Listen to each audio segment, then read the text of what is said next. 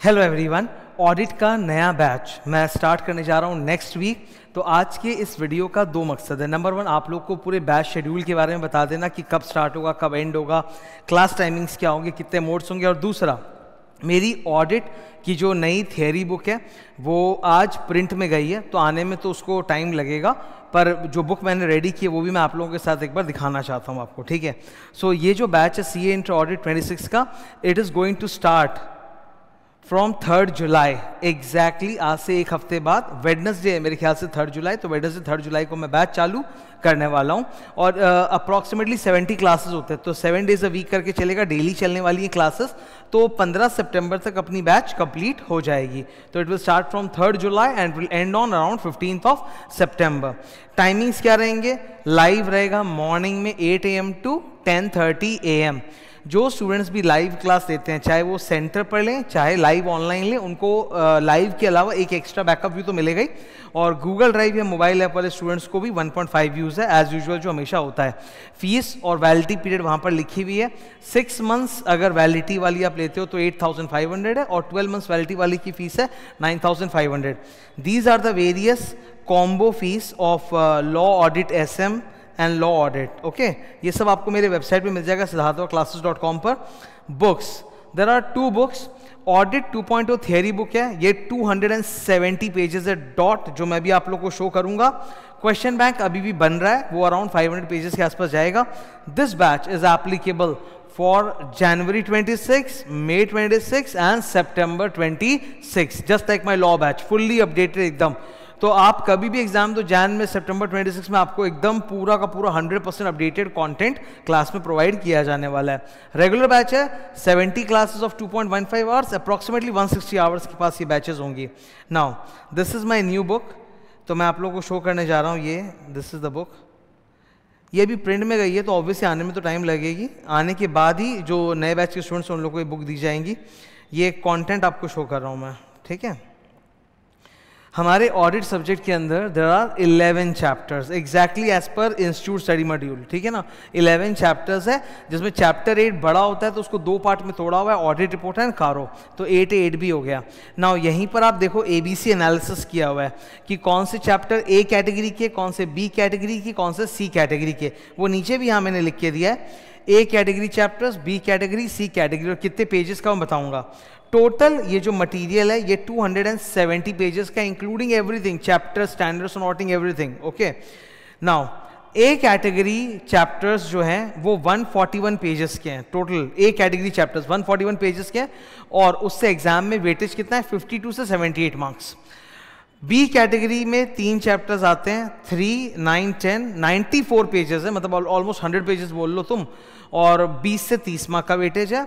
और एक chapter number 8 भी जो है वो 35 पेजेस का, उसका वेटेज एग्जाम में 8 से 12 मार्क्स का है। पेपर 120 मार्क के आसपास आता है, वो आप लोग जानते हो, ठीक है।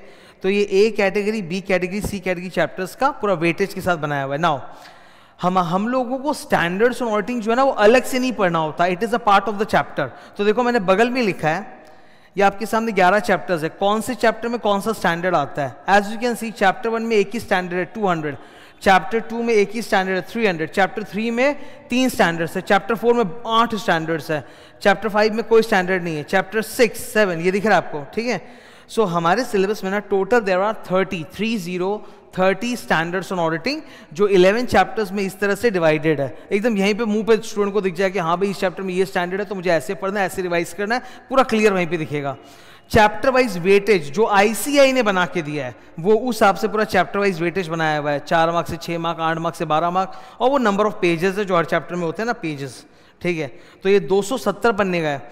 नाउ अपेंडिक्स में मैंने 5 बहुत सुंदर अपेंडिक्स डाला है, जो जैसे ऑडिट में समस्या क्या होती है, सर हम लोग पढ़ लेते हैं भूल जाते हैं, पढ़ लेते हैं भूल जाते हैं, पढ़ लेते हैं भूल जाते हैं। तो मेरी किताब के लास्ट में I have put super appendix, जो तुम्हारे मतलब तुम अगर 1 महीने तक ऑडिट को हाथ भी नहीं लगाओ फिर किताब उठाओ अपेंडिक्स से, सीधा तुम्हारे दिमाग में पूरा ऑडिट अपलोड हो जाएगा। Number 1 fundamentals of audit, number 2 regular reference, number 3 short forms used in audit. मैं एक बार शो ही कर देता हूं, तुम लोग अच्छा रहेगा।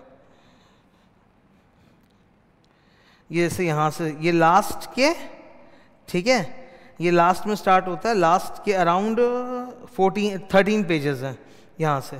ये स्टार्ट हो गया। देखो फंडामेंटल्स ऑफ ऑडिट, कि ऑडिट होता क्या है, नहीं क्या है, पूरा एकदम जीरो से लेके हाई फाई सब कुछ मिलेगा यहाँ पे।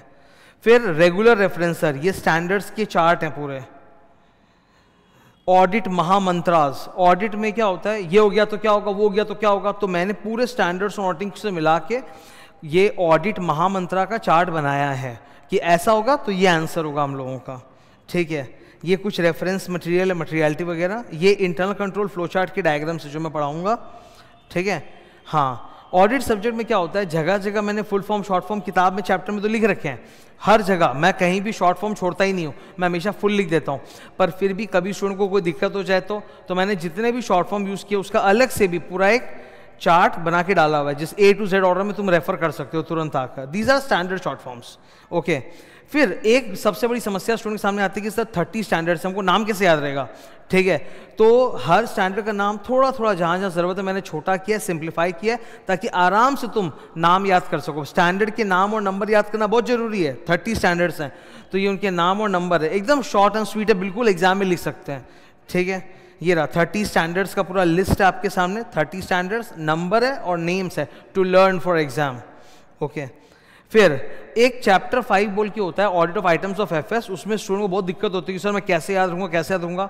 नाउ मैंने बहुत मेहनत की और मैंने वो चैप्टर अभी मैं आपको शो करता हूँ वो कितने पेजेस में आ चुका है। चैप्टर नंबर 5 देख रहे हो, audit of item of FS, 38 page में वो चैप्टर आ चुका है। पर अगर 38 पेज भी भारी है तो क्या करें, 4 पेज का समरी चार्ट मैंने डाला है, ये देखो अपेंडिक्स के अंदर ही आखिरी आइटम क्या है, समरी ऑफ चैप्टर 5, 4 पेजेस की समरी है, ताकि पूरा एक बार चैप्टर 5 एग्जाम में रिवाइज करके जा सको, ठीक है। तो और हाँ, सीक्वेंस क्या होगा हम लोगों के पढ़ने का, मैं पेडागोजी भी बता देता हूँ। पेडागोजी का मतलब होता है पढ़ने का तरीका, प्रोसेस। सबसे पहला स्टेप होता है आप क्लास करो, लाइव वीडियो जैसे भी आप क्लास करो, finish the classes, that's the first step. और क्लास के साथ साथ ही पूरा क्वेश्चन बैंक कर लो, question answer, MCQ, case scenario, MCQ वो वहीं पे साथ में कर लो, वो क्लास में मैं ही कराऊंगा ऑब्वियसली। चैप्टर के बाद क्वेश्चन आंसर, चैप्टर के बाद क्वेश्चन आंसर, वो मैं कराता रहूंगा। That is the biggest step, most time consuming, number 1। पर ये सबसे जरूरी है, ये आपके लेवल को बदल देता है, आपको पूरे सब्जेक्ट की एकदम हाई फाई नॉलेज जो आती है, आपका कॉन्टेंट रेडी हो जाता है for revision purpose. Step number 2, revision. जब बैच आप ले रहे हो, ठीक है, लाइव वीडियो जो भी, तो उसमें आपको डेली रिवीजन की एक आदत बनानी चाहिए। शुरू में तो इजी लगता है, बाद में जब कंटेंट बढ़ता है तो मेहनत ज़्यादा होती है। डेली अगर रिवाइज करोगे क्लास के साथ, मतलब मान लो आपने एक क्लास देखी और उसी दिन आपने सेम टाइम रिवाइज किया, तो मैं बताता हूँ, अगर तुम मॉर्निंग में क्लास देख रहे हो, एक क्लास सपोज 2 से ढाई घंटे की, और तुम सेम डे रात तक, मतलब सुबह क्लास देगा, सेम डे रात तक अगर तुम रिविजन करते हो, तो आई थिंक 2 घंटे को रिवाइज करने में तुमको 20 मिनट लगेंगे, उससे ज़्यादा नहीं लगेंगे, बिकॉज सेम डे माथे में फ्रेश है। तो 20 मिनट्स लगेगा, डेली रिविजन कर डालो सोने के पहले। ये सोने के पहले मैं बार बार हमेशा बोलता हूँ, बिकॉज क्या होता है, रात को अगर आप पढ़ के सो रहे हो, रिवाइज मार के सो रहे हो ना, थ्योरी है, देखो ऑडिट इज थ्योरी सब्जेक्ट, कितना भी हम लोग समझ जाएं फिर भी भूलने की एक प्रोपेंसिटी हाई होती है।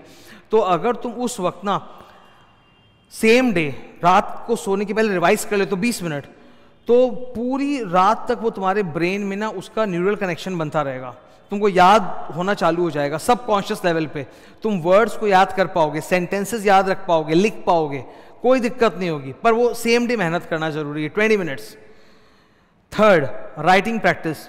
जी मैं क्लास में, हाँ, इस एक नई चीज़ जो मैं करने जा रहा हूँ, हर क्लास में लाइक 70 क्लासेस होंगी, तो इन एवरी क्लास में क्या करने वाला हूँ, 2 पेज मैं समरी नोट्स दिखाऊंगा कि जो भी आज क्लास में लोग पढ़े, ये रहा उसका समरी। क्लास के शुरू में, बीच में, एंड में, कभी भी 2 पेज का समरी नोट्स।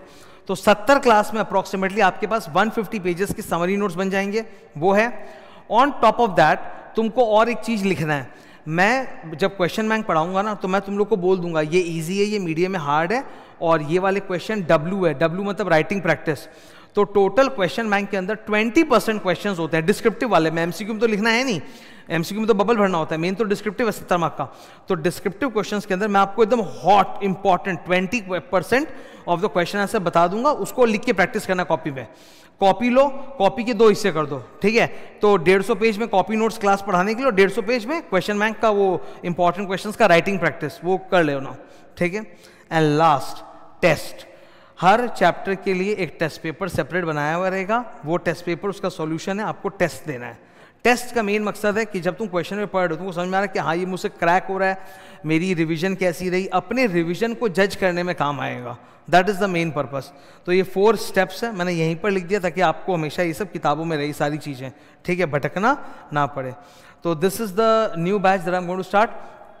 ऑडिट में मैंने पिछले दिन भी बोला था, पिछले वीडियो में, आज भी बोल रहा हूँ, ऑडिट में ऐसा तकलीफ बहुत होती है, पर याद रखो तुम तकलीफ करोगे तभी तुम आगे बढ़ोगे, ठीक है। बिना तकलीफ या बिना कष्ट उठाए हम लोग आगे नहीं बढ़ सकते। कोई चीज़ टफ होती है तभी तो आपकी वैल्यू होगी। अगर कोई चीज़ ईजी है तो ईजी तो सब कर लेंगे, तो फिर आपकी वैल्यू कहाँ से होगी?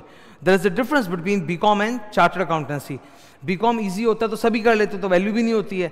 सीए टफ होता है क्लियर करना, तो इसीलिए मेहनत बहुत होती है, स्ट्रगल बहुत होती है, फेल होना पड़ता है, अटेम्प्ट होते हैं ये वो वगैरह, तो इससे वैल्यू भी ज़्यादा होती है। तो मेहनत करेंगे तो हो जाएगा। मैं तो हुई यहाँ पे, मैं पूरा एकदम सब कुछ गाइड करूँगा, बताऊँगा अच्छी तरह से, पूरी मेंटरिंग करूँगा कि कैसे पढ़ना है, कैसे सोचना है, कैसे लिखना है, क्या प्रैक्टिकल एग्जाम्पल्स है। क्योंकि देखो आगे जब तुम जाओगे ना आर्टिकलशिप में, डे 1 से ही ऑडिट का काम चालू हो जाता है। आर्टिकलशिप में जैसे ही जाओगे, कोई भी जरा सी भी अच्छी फर्म में अगर आर्टिकलशिप करोगे, केपीएमजी, डेलॉयट, ईवाई, पीडब्ल्यूसी या कोई भी बड़ी फर्म, मिड फर्म में जाओगे ना, डे 1 को आपको ऑडिट क्लाइंट की भेज दिया जाएगा टीम के साथ। तो वहां पर अगर आपकी ऑडिट की नॉलेज बहुत अच्छी है ना, तो आपको नॉलेज दूसरे लोगों से सीखने में बहुत ज़्यादा कन्वीनियंस महसूस होगा। बिकॉज आर्टिकलशिप में कोई से उंगली पकड़ के सिखाने वाला बिल्कुल नहीं है, वो आपको सीधा आप ही पे डाल देंगे कि तुमने क्या पढ़ा था, क्या सीखा था। तो पूरा हम लोग यहाँ से सीख के ही जाएंगे वहाँ पे, ठीक है। आर्टिकलशिप में जाएंगे तो बच्चे नहीं रहेंगे, बाप बन के ही जाएंगे सीधा। Okay, so see you on 3 July, ठीक है। 3 जुलाई को अपना बैच चालू हो रहा है, आज से 1 हफ्ते बाद। Thank you.